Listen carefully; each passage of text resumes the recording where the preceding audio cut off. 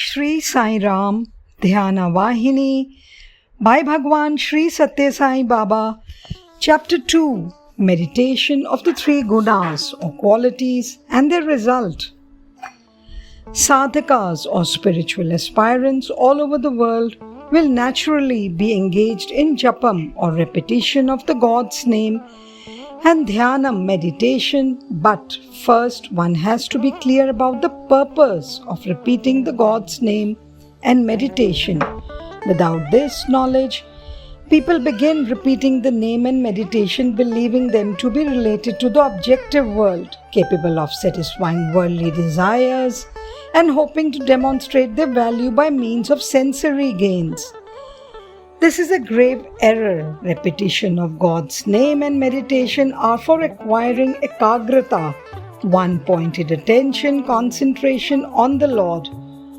One has to cast off Vishya vasanas or sensory attachments and control the mind that wanders in all directions indiscriminately like the fly for attaining the joy derived from the basis of all sensory objects. The fly dwells in the sweetmeat shop and runs after the rubbish carts. The mind, which is like a fly, has to be taught to understand the sweetness of the first place and the impurity of the second place, so that it may not desert the sweetened shop and not pursue the rubbish cart also. When such teaching is imparted to the mind, it is called meditation. Look at the other type, the bee. It will have contact only with sweetness. It will approach only those flowers that possess nectar. It will not be attracted to other places. It will not proceed there at all. Similarly, one has to give up all inclination towards the sensory attractions of the world, towards the rubbish cart of the untrue and the impermanent, and as far as possible, one has to direct the mind to all holy things which yield sweetness and the joy associated with the Lord. To attain this, some time is needed. Of course, how long that time will be is dependent on the activities of thought, word and deed, as well as on the motives that impel those actions.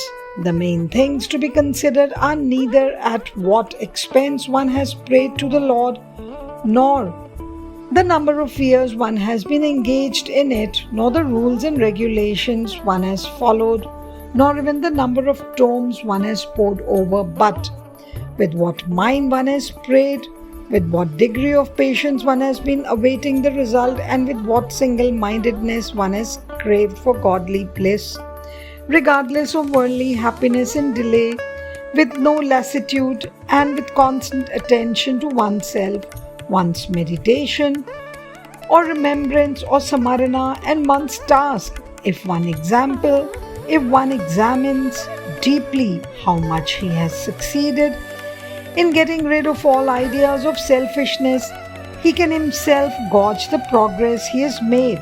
Instead, if one is engaged in counting the rules followed and adding up the time spent and the expenses incurred, such meditation can belong only to the objective world. It can never come into the subjective and spiritual field. Repetition of God's name and meditation should never be judged on mere external standards. They are to be judged by inner effects. Their essence is their relationship to the Atma. The immortal Atmic experience should never be mixed up with low activities in the temporal world. Such low activities deserve to be avoided. If room is given for these, and if one sways between impatience and sloth, and if one always worries oneself, feeling, why has the result not come yet? Why is it still far away? Then it all becomes simply repeating the name and meditation done with intent to gain, with an eye on the fruits thereof. The one single fruit of repetition of divine names and meditation is this: the conversion of the outwardly into the inwardly, the turning inwards of one's eye, the inward eye, seeing the reality of Atmic bliss. For this transformation, one has to be always active and hopeful regardless of the time taken and the difficulties encountered. One should not count the cost, the time, or the trouble. One should await the descent of the Lord's grace. This patient waiting is itself part of the tapas or austerity of dhyanam. Sticking unfalteringly to the vow of patient waiting is the tapas. There are three ways by which aspirants try to enter the path of meditation or Sattvika Marga, the pure, serene path. Rajsika Marga, the path of passion and emotion, and Tamsika Marga, the path of dullness, ignorance. Sattvika Marga, this means that one considers japam or repeating the divine name and dhyanam, meditation, as a duty and suffers any amount of trouble for its sake. One is fully convinced that all this is just an illusion, and so one does only good under all conditions and at all times. One desires only the good of all, being always loving towards all. One spends time uninterruptedly in the remembrance and meditation of the Lord. He will not crave even for the fruit of the japam and dhyanam. He will leave it all to the Lord. Rajsika Marga, here one will be craving at every step for the fruit of one's act. If that fruit is not available, then gradually laxity and disgust overpower the sadhaka. Spiritual aspirant and the japam and dhyanam slowly dry up. Tamsika Marga, this is even worse. The Lord will come into the memory only in times of danger or acute suffering, or when one is the victim of loss or pain. At such times, such people pray and vow that they will arrange this worship, offer this particular food, or build this kind of temple to the Lord. They will be calculating the quantity of food they placed before the Lord, the tribute they offered at His feet, the number of prostrations they did, and the number of times they circumambulated the shrine and asked for proportionate rewards. For those who adopt this attitude in meditation, the mind and intellect can never become pure. Most people now follow only Rajsika Marga and Tamsika Marga in Japam and Dhyanam. The very intention is doing Japam and Dhyanam is to purify the manas or mind and the buddhi or intellect. In order to achieve this, the best path is the first, Sattvika or pure serene meditation. When the mind and the intellect become pure, they will shine with the splendor of the understanding of the Atma. He in whom this understanding shines fully is called a rishi or sage. Brahmavit Brahmeva Bhavati, the knower of Atma, becomes the Atma itself, the goal of life. That which makes life worthwhile is the understanding of the Atma, or in other words, the basis of the jiva or individual soul. Really speaking, man's inner feelings will be evident from his physical body, the stance and the appearance of the mind. Of course, for the expert spiritual aspirant, meditation is easy in any pose, but for the novice, such physical means are essential. This bodily and mental training must be undergone only to be later discarded as but a means to attain the true and eternal Atma. Until this is realized, sadhana or spiritual discipline, dhyanam, has to be consistently practiced. Until the goal of meditation is achieved, The well-established discipline of asanas or sitting postures have to be followed. The curriculum has to be adhered to till then. After attainment of the goal, that is, after the manas or mind and the buddhi intellect have been conquered and brought under control, one can be immersed in meditation whenever and wherever one finds oneself, on the bed, in the chair, on a rock, or in a cart. Once you learn to ride a motorcycle, you can ride on any road under all conditions. But when you are just learning to ride for your own safety and for the safety of those around you, you have to select an open, spacious ground. You have to follow certain principles of balance. This is essential. So too, those who engage themselves in dhyana sadhana, the practice of meditation, have to follow a certain course of training and discipline. No change can be made in this. So the Rajasika or the passionate, restless, and the Tamsika, dull or ignorant, forms can never be considered as meditation. If these two, Rajasika and Tamsika gunas, are held in check, and if the sadhana or the spiritual practice is fully sattvika or pure and serene, then it is considered as dhyanam or meditation.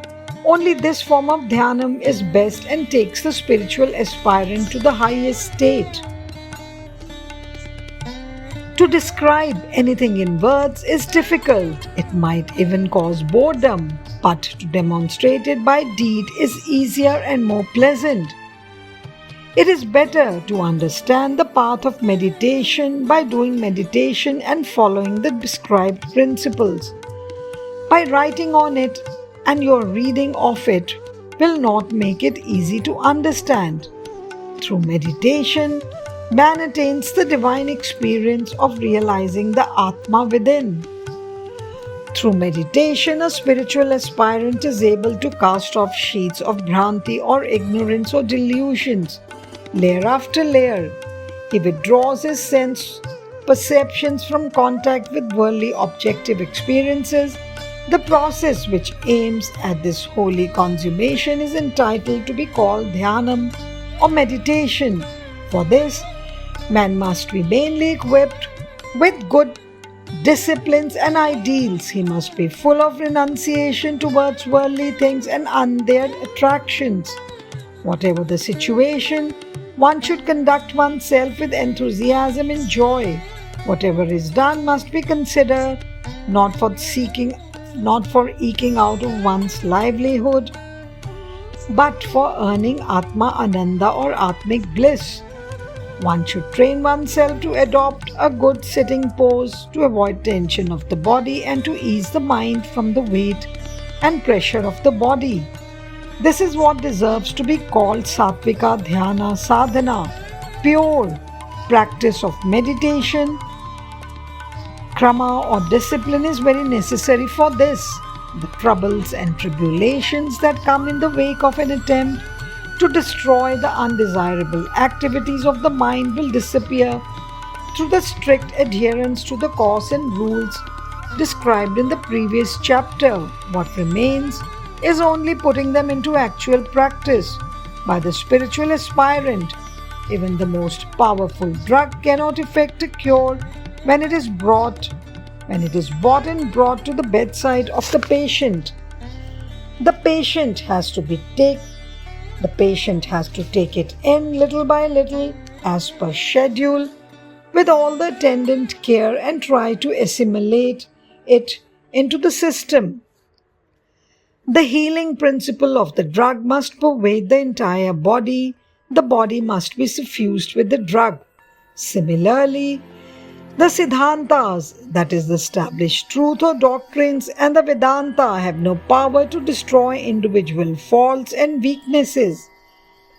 If full results are wanted, man must give up all false and low feelings and act according to the true teachings of the Vedanta and the Siddhantas. In that case, he will attain all the strength and power from the fruit.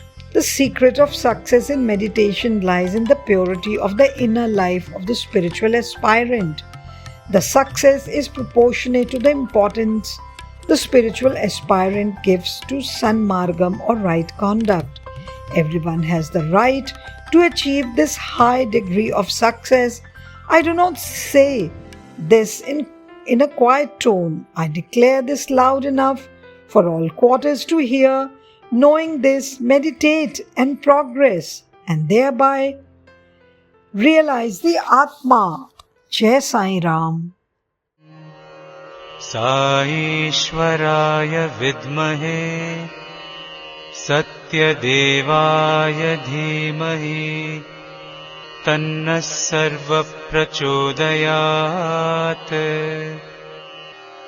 ॐ साईश्वराय विद्महे सत्यदेवाय धीमहि तन्नः सर्वप्रचोदयात्।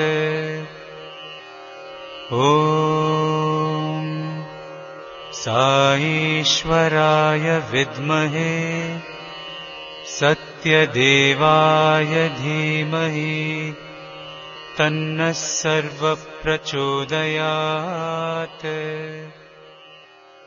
ॐ